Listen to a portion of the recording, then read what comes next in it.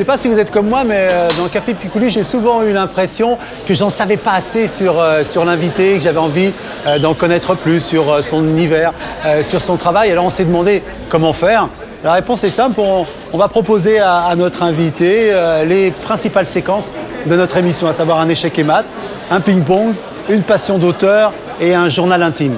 Notre invité ce soir, c'est Elie Chouraqui pour la sortie le 18 octobre de son dernier film, Ô Jérusalem, une sortie très attendue.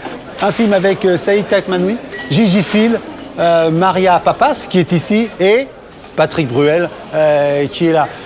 Elie Chouraqui, bonsoir. Bonsoir. Bonsoir. On est le vendredi 13, j'espère que ça va vous porter bonheur parce que c'est dans 5 jours. Ouais. Comment vous vous sentez à 5 jours de quelque chose que vous considérez comme le film le plus important de votre carrière? Curieusement, quand d'habitude je sors un film, je suis très nerveux. Et là, je suis très serein. Parce que c'est vrai que je suis allé au bout d'un voyage que je voulais entreprendre, que je suis heureux du film. Alors, c'est difficile quand un metteur en scène dit ça, mais je suis heureux du film. Et voyons un peu ce qu'est Ô Jérusalem. Oui. C'est l'histoire de la création de l'État d'Israël à partir du... Deux États. D'un D'un État voilà. juif Voilà. et d'un État. Bien sûr, oui. Vous avez raison dès le début de le dire, parce que le film commence le 27 novembre 1947, au moment où l'ONU, qui n'était que de 56 pays à l'époque, vote la partition de la Palestine entre deux États. Et vous allez faire vivre toute l'histoire qui ne s'est pas encore arrêtée, qui se déroule aujourd'hui, du déchirement de deux communautés entre deux personnages, Bobby Goldman et Saïd Chahine, qui sont deux amis. L'histoire commence à New York, deux amis vraiment frères de conviction, frères de passion, et qui vont se déchirer, qui vont suivre cette déchirure. Ce qui est intéressant dans leur relation, c'est qu'elle est forte justement parce qu'ils sont juifs et arabes. Alors on va voir la bande-annonce de Ô Jérusalem qui est adaptée du best-seller de Larry Collins de 1971, 30 millions d'exemplaires, un nombre considérable, enfin un best-seller, j'allais dire mondial. On regarde la bande-annonce. T'as failli me tuer, pauvre idiot! Mais c'est toi là qui arrive en courant comme un malade! C'est toi le malade! Tu es juif? Ouais, et toi? Arabe de Jérusalem. Saïd Chahine, Bobby Goldman. La Palestine a peut-être appartenu aux Juifs pendant 20 siècles. Mais depuis, c'est nous qui vivons sur cette terre. Les Juifs ne partageront jamais Jérusalem! Il y a un vote dans 2 mois au sujet du partage. Il y aura une guerre contre les Arabes et je veux me battre. Ferme-la, Jacob.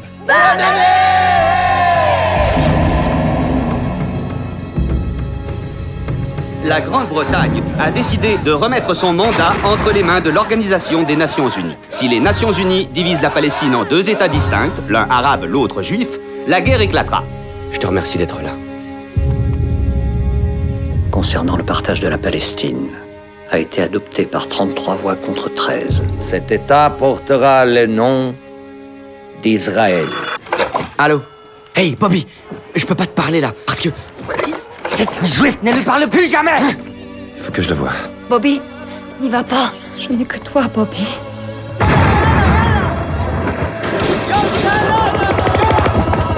T'as tué mon oncle? Non! Non! Un juif tue un arabe tue un juif. Le sang rappelle le sang, la douleur rappelle la douleur. La haine ne fait que grandir.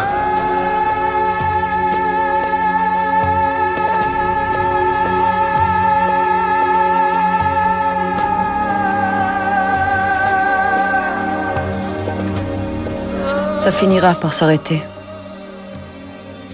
Ça finit toujours par s'arrêter. Elie Chouraqui, après avoir vu cette bande-annonce, il y a une question que j'ai envie de vous poser.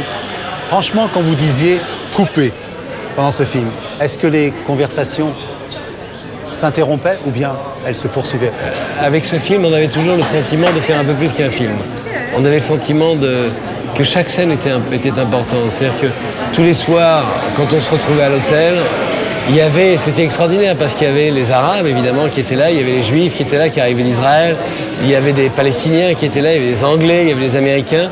Et tous ces gens, en fait, curieusement, plutôt que d'aller par ce qu'on appelle affinité, au contraire se mélanger et échanger leur point de vue sur la situation politique du moment par rapport à ce qu'on décrivait dans le film. Et c'est vrai que ça a été une conversation ininterrompue. Et est-ce qu'il y a eu dans ces discussions, parfois ils n'étaient pas d'accord avec les options que vous aviez prises dans le film? Est-ce que ça arrivait? Non.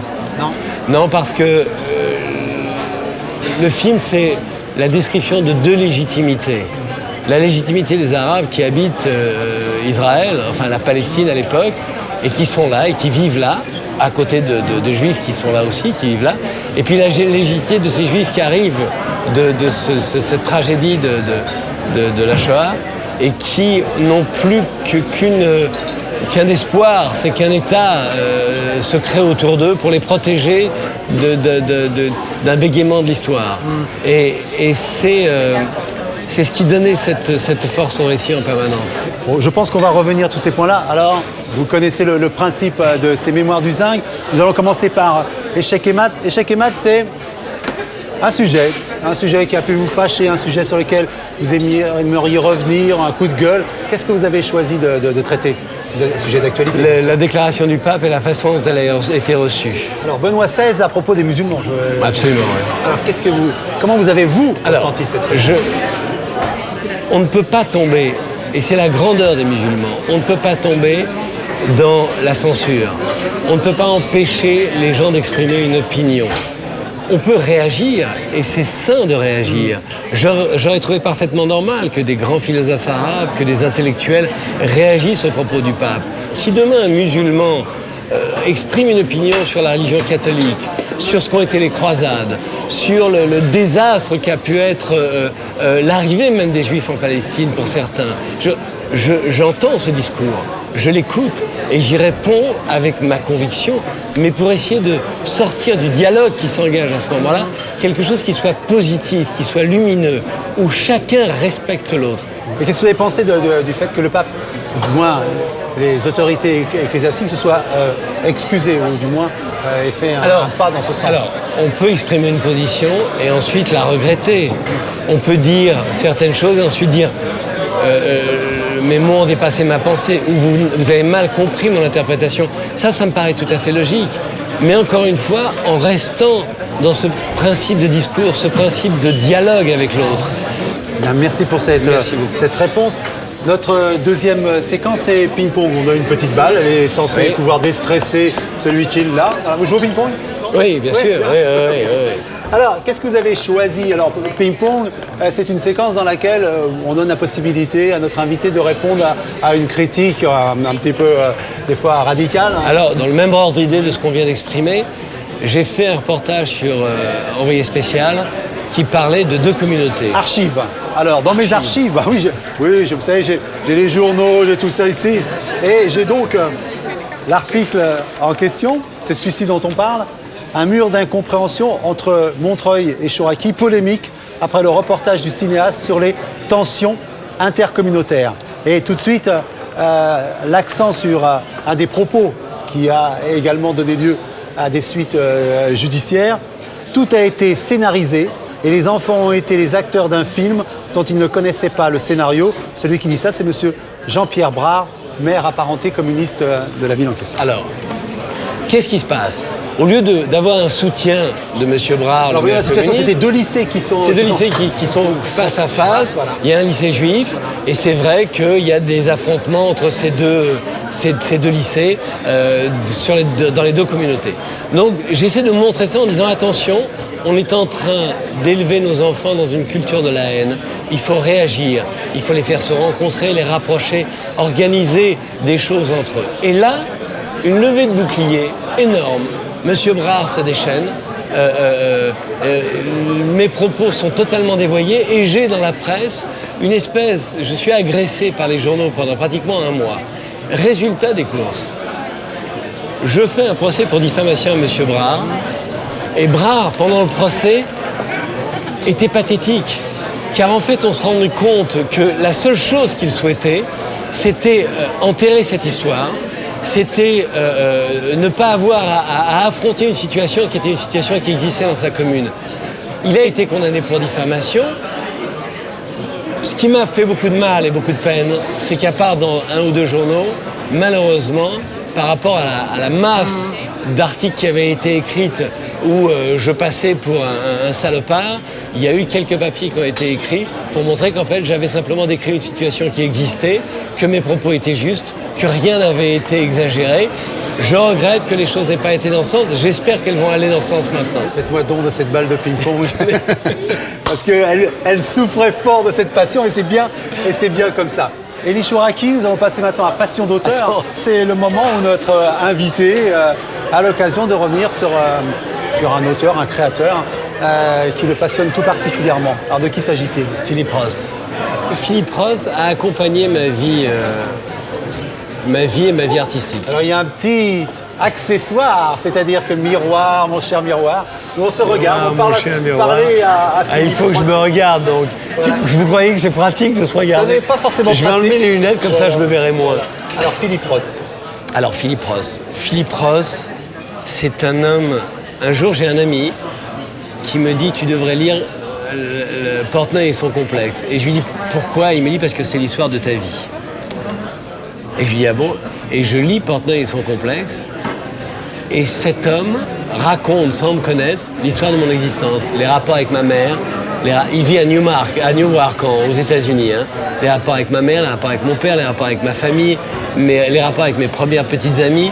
Il parle même d'Anouk Aimée, avec laquelle, à l'époque, j'entretenais une relation et qui est toujours ma tendre amie. Il parle d'Anouk Aimée qui rentre dans un restaurant. Et je lui dis, mais c'est pas possible.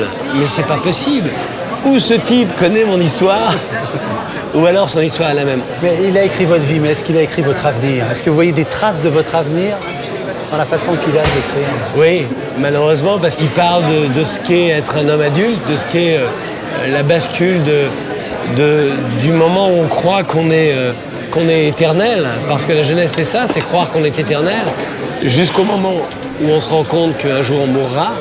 Et je pense que c'est lui aussi qui m'a fait entrevoir ce que peut être la fin de mon voyage. Donc Philippe Ross, une sorte de miroir magique quand même. Miroir. Absolument. Journal intime. Alors pour ce journal intime, je vais vous remettre cette petite caméra. Vous êtes, vous voyez, vous êtes là.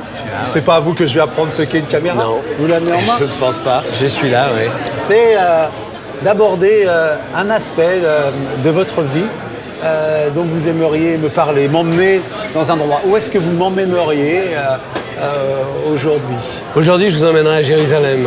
Elie Chouraqui à Jérusalem. Où il va en premier? Quelle est la vue pour lui? Je suis juif, je vais au mur de lamentation. Tout de suite, la première chose. Oui, parce que c'est un lieu qui est un lieu de prière. Et c'est un mur qui est symbolique pour mon peuple. Et c'est un mur auprès duquel je me sens bien, où je retrouve de la sérénité si elle m'a échappé. Mais en même temps, dès que j'ai fini là, j'aime aller dans le quartier arabe, j'aime aller boire le thé avec le petit endroit. J'aime embraser l'ensemble des populations qui sont là parce que elles ont quelque chose de commun. Voilà, j'espère que ceux qui vont aller voir votre film au Jérusalem, je le répète, c'est dans 5 jours. 5 jours, un bon chiffre. 5 et 25. 5 et 25 et nous sommes le vendredi 13 au Jérusalem. Un film d'Elie Chouraqui, Saïd Takmanoui, Gigi Phil, Maria Papas et Patrick Bruel. Quand même, Elie Chouraqui, merci beaucoup pour cette rencontre. Moi, il y a quelque chose que ma mère disait pour porter bonheur, c'est merde. Et je vous souhaite merde dans 5 jours.